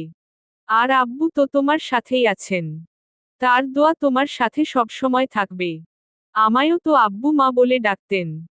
সব মেয়ের কপালে কি থাকে শ্বশুরের থেকে মা ডাক শোনার সৌভাগ্য? আমার কষ্ট হচ্ছে না, তাই কি আমি ভেঙে পড়েছি? কান্নাকাটি না করে তার জন্য দোয়া করতে হবে। বর্ষণের মা দরজার পাশে দাঁড়িয়ে সব শুনছিল। সে ভেংচি কেটে বলেন, একজনের অভিনয় দেখেই কুল পাই না আরেকজন হাজির। জল কিছু বলে না। দীর্ঘশ্বাস ফেলে। এই মহিলাকে নিতে জলের শ্বশুর কিভাবে ছিলেন আল্লাহই জানেন। জলের মনে হয় না জলের শাশুড়ি কখনো জলের শ্বশুরকে ভালোবেসেছিল। ভালোবাসলে এতদিনে স্বামীর শোকে পাগল প্রায় হয়ে যেতেন। তমসার জল। লুৎফুন্নাহার আজমিন। পর্ব ৮। বেশ অনেকদিন ধরেই জলের তলপেটে ব্যথা ছিল। এই ব্যথাই মূলত জলের জ্বরের কারণ। ভারী ভারীও লাগে ইদানিং তলপেটটা। তবে জল কি প্রেগন্যান্ট? কিন্তু গত মাসেও তো জলের পিরিয়ড হয়েছে। তাও বলা যায় না। বর্ষণকে কি বলবে প্রেগন্যান্সির টেস্ট কিট আনতে? কিন্তু শেষমেশ যদি আদিবার মতো হয়? ড্রেসিং টেবিলের ড্রয়ার থেকে ডায়েরিটা বের করে আদিবার শেষ লেখাটায় চোখ বুলায় জল। তারিখ লেখা, এমনকি আদিবার অশ্রু, সবকিছুর দাগ স্পষ্ট লেখাটায়। 28শে সেপ্টেম্বর 2018। 3 মাসের প্রেগন্যান্ট আমি। বর্ষণ আর ওর মা এবর্ষণের কথা বলেছে। কিন্তু আমার তো মন সায় দিচ্ছে না। আমি না হয় ভুল করেছি তাই একটু একটু করে মরছি। কিন্তু আমার অনাগত সন্তান, সে তো কোনো দোষ করেনি। সে কেন মরবে? পালিয়ে বিয়ে করাই বাবা মা ত্যায্য করল। যে সুখের আশায় বাবা মাকে ছাড়লাম সেই সুখই আমার কপালে জুটল না। অনাগত সন্তানটা সুস্থভাবে দুনিয়ায় এলে ওকে নিয়ে না হয় কোনো জায়গায় পালিয়ে যাব। পৃষ্ঠা উল্টাতেই মোটা কালি দিয়ে তীব্র কষ্ট নিয়ে আদিবার লেখা পায়। লেখাটা জলেরও হৃদয় কাটার মতো বিদ্ধ হয়। নারীদের অর্ধেক কষ্ট দেয় পরিবার আর বাকি অর্ধেক দেয় সেই পুরুষ যাকে সে ভালোবাসে। জল দীর্ঘশ্বাস ফেলে। বেচারি খুব কষ্ট নিয়ে মারা গেছে। মরার পরও শান্তি পায়নি মেয়েটা। রেহাই পায়নি বর্ষণের পৈশাচিকতা থেকে। ইদানিং বর্ষণ বেরিয়ে যাবার পর সাহস করে বের হয় জল। পাশের ফ্ল্যাটের ভাবির সাথে তার বেশ ভালোই ভাব জমেছে। একটা ছেলে আছে ভাবির। সেই মিষ্টি আর দুষ্টু। জলকে দুষ্টুমি করে ওয়াটার আন্টি বা পানি আন্টি বলে ডাকে। জেরিন ভাবির ফ্ল্যাটের কলিং বেল বাজাতেই ছোট্ট জায়ান এসে দরজা খুলে দেয়। আম্মু, ওয়াটার আন্টি এসেছে। হাতের উল্টোপিঠ দিয়ে ঘাম মুছতে মুছতে রান্নাঘর থেকে বের হন জেরিন ভাবি। হালকা রেগে ছেলেকে বলেন, জল ভেতরে এসো। আর জায়ান, তোমাকে বলেছি না জল আন্টি বলতে? থাক ভাবি, ওর ডাকটা আমি বের ভালোই এনজয় করি। যে কারণে আসা, আমার গত মাসেও ভাবি পিরিয়ড হয়েছিল। কিন্তু ইদানিং পেটে প্রচণ্ড ব্যথা আর তলপেট ভারী লাগে। প্রেগন্যান্সি কিট কিনে টেস্ট করতে পারো। জল জেরিনের কথায় আমতা আমতা করে। জিনিসটা কিনতে জলের খুব জোরতা কাজ করছে। তাছাড়াও জলের বাইরে যাওয়ার অনুমতি নেই। সাধারণ বাঙালি গৃহিণী জল। বর্ষণ তাকে এক কানাকড়িও দেয় না। শুধু দরকার পড়লে প্রয়োজনীয় জিনিসগুলো কিনে দেয়। ভাবি, আপনি তো জায়ানকে নিয়ে স্কুলে যান। তখন যদি। জলের কথায় জেরিন লাজুক হাসি দেয়। চোখ মেরে বলে, থাক, বলতে হবে না। বুঝতে পেরেছি হাবিকে সারপ্রাইজ দিবে, তাই না? জল কৃত্রিম লাজুক হাসি দেয়। আমি কালকে সকালে এনে দেবনি। আচ্ছা ভাবি, ধন্যবাদ। আজ আসি। জল মুচকি হেসে চলে যায়। জেরিন দরজা আটকিয়ে সংসারের কাজে মন দেয়। জল ফ্ল্যাটে গিয়ে আবার আদিবার ডায়েরি খুলে বসে। পুরো ডায়েরিতে আদিবার লেখা একটা কবিতা ছিল। জলের এত ভালো লাগে কবিতাটা। স্কুল কলেজে থাকতে জল বিভিন্ন প্রোগ্রামে কবিতা আবৃত্তি করত। এখন তা আর করা হয় না। সময়ের সাথে সব হারিয়ে গেছে। জল ডায়েরিটা খুলে আদিবার লেখা কবিতাটা আবৃত্তির ভঙ্গিমায় পড়তে লাগে। সময় আমার সমঝে চলুক। মগের মুল্লুক থাক একা। আমি বরং জোনাকি খুঁজি। শহর ধূসর পথ বেঁকা। লাল মাটি লাল কাদা মাখি। রাতের সাথেই চাঁদের দেখা। রাতের হাতের স্পর্শে ঘুম। রাত জেগেই স্বপ্ন দেখা। আমি বরং আবার জোনাকি খুঁজি। আর রাতের সাথেই হোক দেখা। পরের দিন জায়ানের মা প্রেগন্যান্সি টেস্ট কিট এনে দিলে জল প্রেগন্যান্সি টেস্ট করে। ফলাফল নেগেটিভ আসে। কিন্তু তলপেটে ভারী আর ব্যথা অনুভূতি দিন দিন বেড়েই যাচ্ছে। জলের গাইনি বিশেষজ্ঞ এক ডাক্তার বন্ধুর থেকে পরামর্শ নেয়। সে জলকে আল্ট্রাসনোগ্রাফির পরামর্শ দেয়। আরেক যুদ্ধ। জ্বর হলেই যে মানুষ খোঁজ খবর নেয় না, সে আবার আল্ট্রা করাতে নিয়ে যাবে। ব্যাপারটা খুবই হাস্যকর। কিন্তু বিষয়টা জলের সহ্য ক্ষমতার বাইরে চলে গেছে। সে সাহস করে বর্ষণকে বলেই ফেলে আল্ট্রার কথা। বর্ষণ সাফতা ন্যাকামো বলে দেয়। জল ছলনার আশ্রয় নিয়ে বলে, না করালে আল্ট্রা। একটু একটু করে মরার চেয়ে একেবারে মরে যাওয়া ভালো। কিন্তু আমার কষ্ট হচ্ছে তোমায় দেখে। পরপর দুই বউয়ের নিখোঁজ হওয়ার কথা শুনলে নিশ্চয়ই আর কেউ তোমায় মেয়ে দেবে না। তখন তুমি কাকে ভোগের বস্তু বানাবে? জলের মুখে দুই বউয়ের কথা শুনে বর্ষণ আকাশ থেকে পড়ে। জল কি তাহলে আদিবার কথা জেনে গেল? দুই বউ মানে? কি বলতে চাইছো তুমি? সন্দেহের চোখে তাকিয়ে বলে বর্ষণ। জল হেসে বলে, আমি মারা যাওয়ার পর না হয় তুমি আরেকটা বিয়ে করতে পারবে। কিন্তু পরপর দুই বউ দুনিয়া থেকে হাপিস হলে বিষয়টা কেমন হয়ে যায় না? রেডি হয়ে আসো যাও। বর্ষণের কথা শুনে জল বোরখা পরে রেডি হয়ে আসে। পার্শ্ববর্তী একটা হসপিটালে আলট্রা করা হয়। রিপোর্টে আসে জলের জরায়ুতে টিউমার হয়েছে। ভাসমান টিউমার। মেডিসিন এর বৃদ্ধি আটকাতে পারবে। যেহেতু ভাসমান তাই পিরিয়ডের সাথে বেরিয়ে আসার সম্ভাবনা রয়েছে। তাতে কাজ না হলে সার্জারি। রিপোর্ট দেখার পরক্ষণেই জলের খেয়ালে আসে টিউমারের কারণ। এর জন্য আর কেউ দায়ী নয়। বর্ষণই দায়ী এর জন্য। পিরিয়ড চলাকালীন সময়ে শারীরিক সম্পর্ক করলে জরায়ুর ভেতর রক্ত জমাট বাঁধে। জলের ক্ষেত্রেও হয়তো তাইই হয়েছিল। পরে ওই জমাট বাঁধা রক্তই টিউমারের রূপ নিয়েছে। জলের খুব রাগ হয় সাথে কষ্টও। 2 বছরের রাগ কষ্ট সব আগ্নেয়গিরির লাভার মতো মনের গভীর থেকে বেরিয়ে আসতে লাগে। সেদিনই জল সিদ্ধান্ত নেয় বর্ষণকে পৃথিবী থেকে সরিয়ে দেওয়া। বর্ষণ বেঁচে থাকলে অন্য মেয়েরও কপালে জল আদিবার মতো করুণ পরিণতি জুটতে পারে। আর জল তা চায় না। খুব ঠান্ডা মাথায় ছক সাজায় জল। বর্ষণের পুরুষ শক্তির সাথে পেরে উঠতে পারবে না জল। ছলনার আশ্রয় নিতে হবে মানুষটাকে মারার জন্যে। ভাগ্যিস বিধাতা মেয়েদের ছলনা নামক জিনিসটা দিয়েছিল। ডিগ্রি। সেদিন ছিল শুক্রবার। বর্ষণ আজ সারাদিন বাসায়। মৃত্যুর আগে আদিবা কষ্ট পেয়েছিল অনেক। জলের ইচ্ছা মানবতার খাতিরে হলেও মরার আগে বর্ষণকে একটু শান্তি দেবে। সেদিন বর্ষণের সব পছন্দের খাবার রান্না করে জল। বর্ষণের হিংস্রতায়ও সেদিন জল পৃথিবীর সব সুখ ঢেলে দেওয়া চেষ্টা করে। তারপর বর্ষণ ঘুমিয়ে গেলে নিজের শরীরের সর্বস্ব শক্তি দিয়ে বর্ষণের মুখে বালিশ চেপে ধরে জল। মৃত্যু যন্ত্রণায় বর্ষণ ছটফট করতে লাগে। কিছু মুহূর্তের মধ্যেই বর্ষণের ছটফটানি কমে যায়। নিস্তেজ হয়ে যায় একটি মানুষরূপী পশু। মৃত বর্ষণের মুখ দেখে জলের ভেতরের সব রাগ ক্ষোভ কষ্ট পৃথিবীর কেন্দ্রে থাকা গরম লাভার ন্যায় বেরিয়ে আসে। জল টেনে হিচড়ে মৃত বর্ষণকে খাট থেকে নামায়। রান্নাঘরে থাকা ধারালো ছুরি এনে প্রথমে বর্ষণের হাত পায়ের আঙুল আলাদা করে। বাঙালি নারীরা সাধারণ বটি দিয়ে কাটাকাটিতে পারদর্শ হয়। কিন্তু জল বটি ধরতেই পারে না এক কথায়। রেস্টুরেন্টের দক্ষ শেফের মতো ছুরি চালাতে পারে জল। সেই দক্ষতাকেই কাজে লাগায় সে। অত্যন্ত নিখুঁতভাবে সে বর্ষণের শরীরের চামড়া ছাড়ায়। থাই, রানের মতো অঙ্গ থেকে মাংস আলাদা করে সেগুলো পলিথিনের ছোট ছোট প্যাকেটে করে ফ্রিজে রাখে। ভোর রাতের মধ্যে বর্ষণের দেহ মাংসহীন কঙ্কালে পরিণত হয়। জায়গায় জায়গায় মাংস লেগে থাকায় দেহটি আরও বীভৎস রূপ নিয়ে বেডরুমে পড়ে থাকে।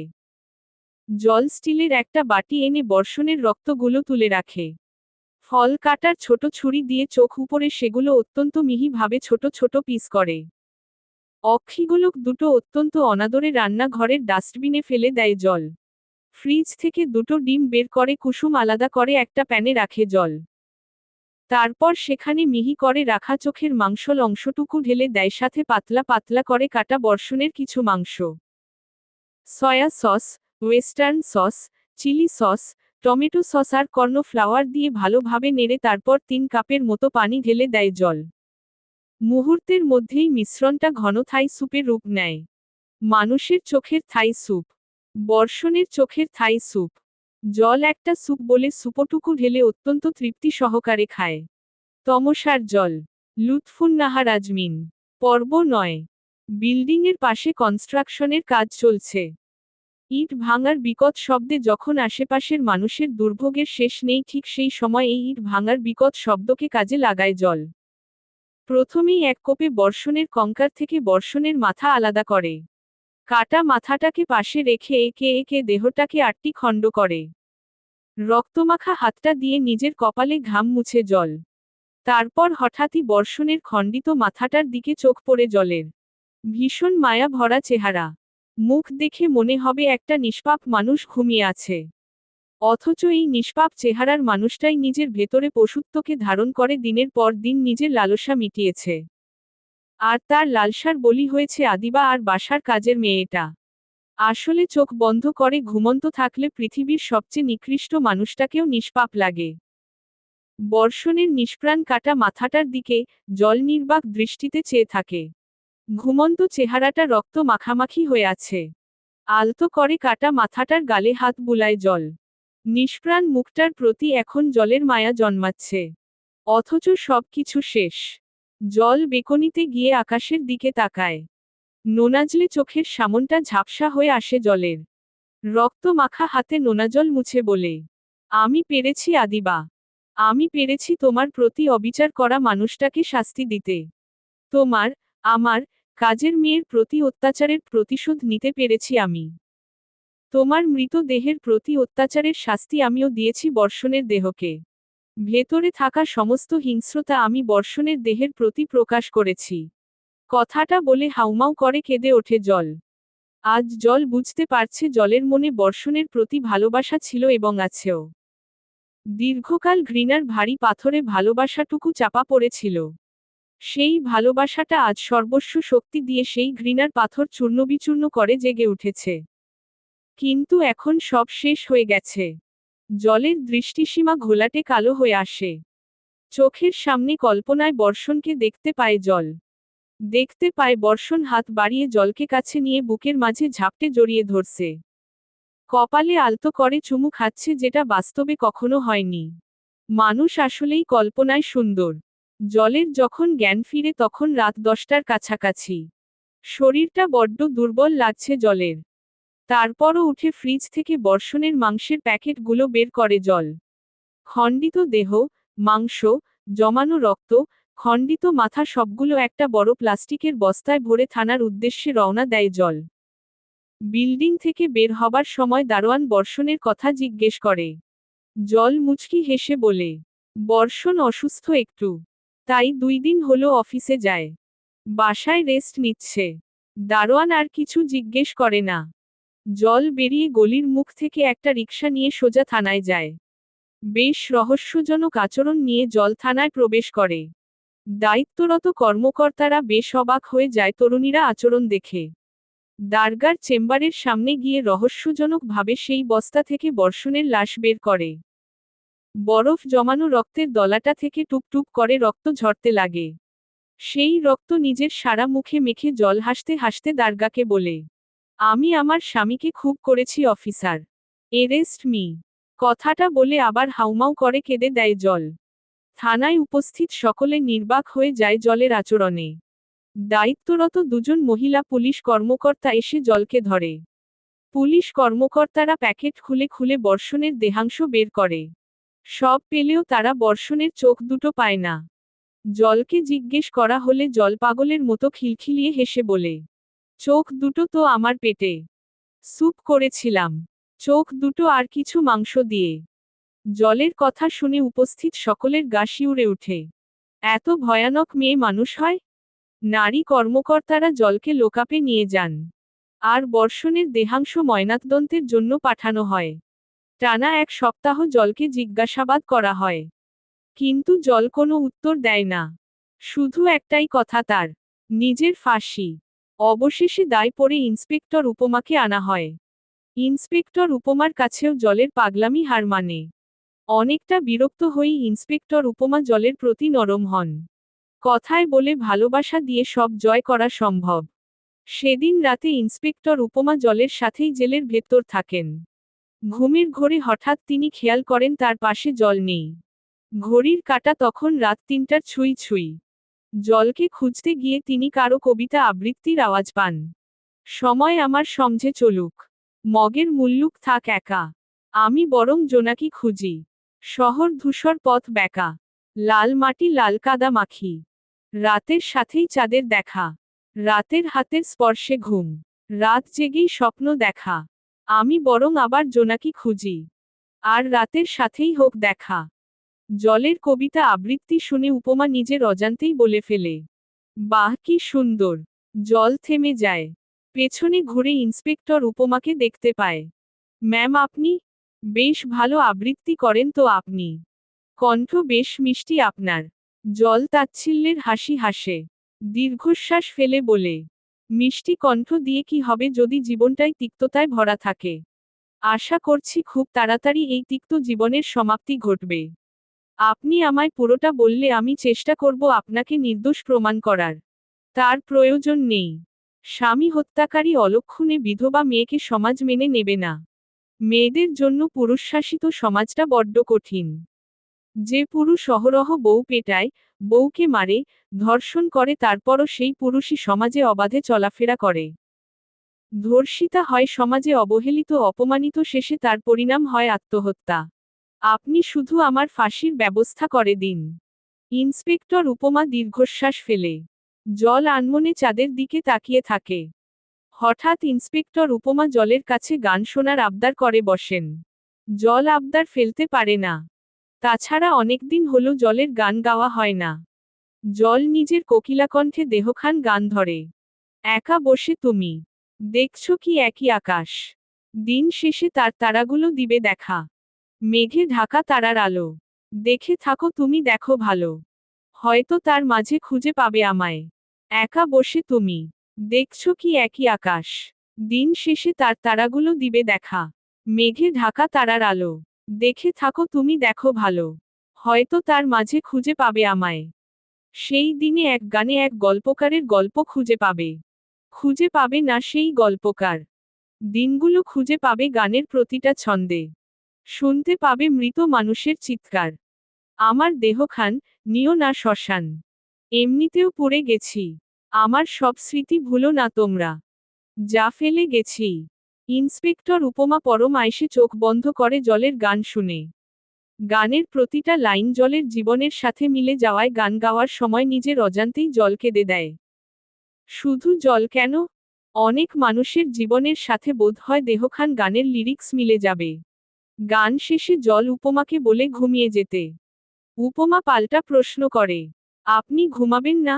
জল দীর্ঘশ্বাস ফেলে বলে, না, ঘুম একটা লাক্সারিয়াস জিনিস, যেটা আমার কপাল থেকে অনেক আগেই উঠে গেছে। আপনি ব্যস্ত মানুষ, রেস্টের দরকার আছে। আপনি ঘুমান, আমি না হয় রাতের আকাশ ভরা তারা আর চাঁদের সাথে কথা বলি। তমসার জল, লুৎফুন্নাহার আজমিন। পর্ব 10। 2 বছর ধরে চলে বর্ষণ হত্যা মামলার বিচার। আসামি পক্ষের আইনজীবী না থাকায় আর জলের মুখ থেকেও বিন্দুমাত্র কথা বের করতে না পারায় কেসটা আগায় না। সেদিন ছিল বর্ষণ হত্যা মামলার রায় দেওয়ার দিন। পুলিশ ভ্যান থেকে নেমেই জল বর্ষাকে দেখতে পায়। কোলে একটা বাচ্চা মেয়ে, পাশে রিশাদ। জলকে দেখে বাচ্চাকে রিশাদের কোলে দিয়ে দৌড়ে যায় বর্ষা। জড়িয়ে ধরে জলকে। অন্যান্য নারী পুলিশ কর্মীরা বাধা দিতে নিলে উপমা তাদের হাতের ইশারায় থামিয়ে দেয়। প্রিয়জনের একরু ছোঁয়ার দরকার আছে জলের। মেয়েটার মনে অনেক কষ্ট। আর এই কষ্টই ওকে মানসিক রোগী বানিয়েছে। বর্ষা জলকে জড়িয়ে কেঁদেই যাচ্ছে। কিন্তু জল কাঁদছে না। মুচকি হাসি তার ঠোঁটে। ধুর পাগলি, কাদার কি আছে? আমায় ক্ষমা করে দাও ভাবি। আমি যদি আগে বলতাম তোমায় সব তাহলে পানি হয়তো এতদূর গড়াতো না। পরিস্থিতি ভাগ্য তোমায় আগে বলতে দেয়নি। এতে তোমার কোনো দোষ নেই। Past is past. বর্তমান আর ভবিষ্যতে ফোকাস করো। মিষ্টি একটা মেয়ে হয়েছে। ওর কথা ভেবে হলেও অতীত ভুলে যাও, আমায় ভুলে যাও। তোমার কি মনে হয় ভোলার মতো মানুষ তুমি? তাও ঠিক, জঘন্য মানুষকে ভোলা খুব কঠিন। স্বামীকে খুন করেছে যে মেয়ে, সে মেয়েকে তো আরো ভোলা কঠিন। ভাবি। বর্ষার কথা শুনে ইন্সপেক্টর উপমার সন্দেহ হয়। সে বর্ষাকে জিজ্ঞেস করে, আপনি কি কিছু জানেন? বর্ষা কিছু বলতে যাবে ঠিক তার আগেই জল বর্ষাকে ইশারায় থামিয়ে দেয়। জল চায় না মানুষটার হিংস্রতা পৃথিবী জানুক। ঝোঁকের বশে যা বলে ফেলেছে ফেলেছে। আর না। জল কথার প্রসঙ্গকে ঘুরিয়ে বলে, মায়ের সাথে যোগাযোগ হয়? উনি কেমন আছেন? যার জন্য আমার বাবা কষ্ট নিয়ে দুনিয়া ছেড়েছে তার সাথে যোগাযোগ করার কোনো প্রয়োজন দেখি না। থাক সে টাকা সম্পত্তি নিয়ে। শুনেছি নানা শারীরিক জটিলতা দেখা দিয়েছে তার। এভাবে বলে না বর্ষা। হাজার হলেও তিনি তোমার মা। আমি না হয় পরের মেয়ে, কিন্তু তুমি তো তার পেটের মেয়ে। খোঁজ খবর নিও উনার। দেখেছ, মেয়ের নামই জানা হলো না। নাম কি আমার মায়ের? জল। পৃথিবীর বুক থেকে জলকে হারাতে দেব না আমি। যুগে যুগে তোমার মতো নীরব প্রতিবাদী সাহসী জলের দরকার পৃথিবীর। তাই ওর নাম রেখেছি জল। বর্ষার কথা শুনে জল নিজের গলার হারটা খুলে উপমার দিকে তাকায়। শান্ত গলায় বলে, আমি কি ওকে আমার পক্ষ থেকে এই উপহারটা নিজ হাতে ওকে পরিয়ে দিতে পারি? আদর করতে পারি। উপমা আর না করে না। জল ঋষাদের কাছে গিয়ে ঋষাদের কোলে থাকা ছোট্ট জলের গলায় ইংরেজিতে যে অক্ষর লিখা লকেটওয়ালা হারটা নিজ হাতে পরিয়ে দেয়। মাথায় আলতো করে চুমু খেয়ে হাত বুলায় জল। পেছনে থেকে উপমা বলে, জল দেরি হয়ে যাচ্ছে। জল বর্ষা ঋষাদের থেকে বিদায় নেয়। হতে পারে এটাই শেষ বিদায়। জীবনের শেষের দিকগুলোতে জল কাউকে পাশে পায়নি। নিজের জন্মদাতা বাবা মাও মুখ ফিরিয়ে নিয়েছে। কারণ জল খুনি। তাতে অবশ্য জলের কোনো আফসোস নেই। চাঁদ পৃথিবীর সব প্রশংসা কুড়িয়েও একা। জল না হয় ঘৃণাই কুড়ালো। Degree degree. আদালত জলের ফাঁসির রায় না দিলেও যাবজ্জীবন কারাদণ্ড দেয়। জল খুব করে চেয়েছিল ফাঁসি হোক জলের। দুনিয়াটা জলের কাছে নরকের মতো হয়ে গিয়েছে। বর্ষকে হারানোর পর জল বুঝতে পেরেছিল যে জল বর্ষণকে ভালোবাসে। দুনিয়াতে না হয় শারীরিক নির্যাতনের জন্য ভালোবাসা ঘৃণার পাথরে চাপা পড়েছিল, কিন্তু রুহের জগতে তো কোনো শারীরিক নির্যাতনের সুযোগ নেয়। সেখানে না হয় সে বর্ষণকে নিজের করে পেল। কাঠগড়ায় দাঁড়ানো জলের বাম হাত থেকে রক্তস্রোতের মতো বের হতে লাগে। মুহূর্তেই কাঠগড়ার চারিপাশটা রক্তে ছেয়ে যায়। জল ধপ করে বসে লুটিয়ে পড়ে। ইন্সপেক্টর উপমা দৌড়ে আসে।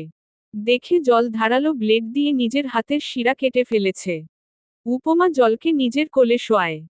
অন্যান্য সদস্যদের বলে অ্যাম্বুলেন্স আনতে। জলের তখনও দম ছিল। জল কাপা গলায় বলে, দয়া করে আমায় এই দুনিয়া থেকে মুক্তি দিন ইন্সপেক্টর।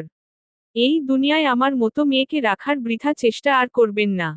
আমি আগে থেকেই আন্দাজ করে রেখেছিলাম এমন কিছু একটা হবে তাই। জল কথা বলতে পারে না। গলা ভার হয়ে আসছে তার। তারপরও অস্পষ্ট কণ্ঠে বলে, অরুণার কোণে একটা চিঠি রাখা আছে। চিঠিটা বর্ষাকে দিয়েন। এটাই আমার শেষ ইচ্ছা। আর আপনার কাছে যা প্রকাশ করেছি তা গোপন রাখার অনুরোধ রইল। কথাটা বলে জল চোখ বুজে। অতিরিক্ত রক্তক্ষরণে মৃত্যু হয় জলের। হিমশীতল হয়ে আসে জলের দেহ। জলের শেষ ইচ্ছা অনুযায়ী ইন্সপেক্টর উপমা বর্ষাকে চিঠিটা দেয়। বর্ষা, জীবনে শেষ মুহূর্তগুলোতে তুমি আর ইন্সপেক্টর উপমা ছাড়া কাউকে তেমন পাশে পাইনি। এমনকি বাবা মা ও ঘৃণায় মুখ ফিরিয়ে নিয়েছে। তুমি তো সব জানোই। পিরিয়ড চলাকালীন শারীরিক সম্পর্কের জন্য আমার জরায়ু মধ্যে রক্ত জমাট বেঁধে টিউমারের রূপ নিয়েছে। এরপরেই মূলত তোমার ভাইয়ের প্রতি জমে থাকা রাগ ক্ষোভ ঘৃণা আগ্নেয়গিরির ন্যায় ফেটে ওঠে।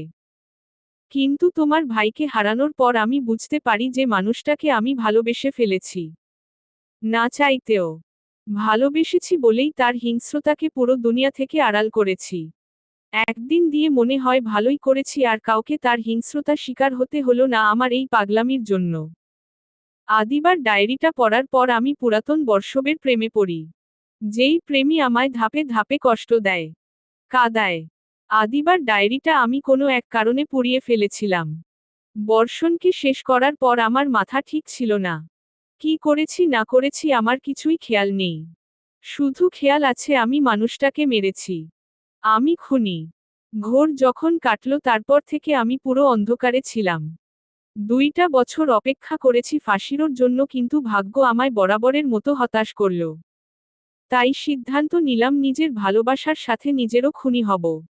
পারলে আমায় ক্ষমা করে দিও। তোমার ভাইকে এভাবে মারার জন্য, এতদিন পাশে থাকার জন্য ইন্সপেক্টর উপমাকে আমার হয়ে ধন্যবাদ দিও।